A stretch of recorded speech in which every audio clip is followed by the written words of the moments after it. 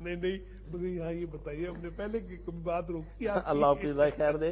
देखें, एक जब दो लड़की लड़के की आपस में चलती है, आपस में उनकी वो जो सिलसिला होता है, जो जी बातें बातें का, कितनी चाहत होती है उनके अंदर।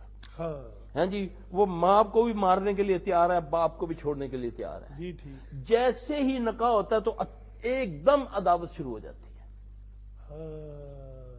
मोहब्बत तो खत्म होगी। मोहब्बत क्यों कि हराम में चाहत है डाल दी उसने, जी। और जैसे ही हलाल आया तो वैसे ही दिलों में क्योंकि शैतान ने तो अब कहना कि नहीं, निकाह नहीं, वो मुझे पसंद नहीं है। अच्छा, ये बात यानी मैं समझता हूँ कि हमें सबको समझनी चाहिए।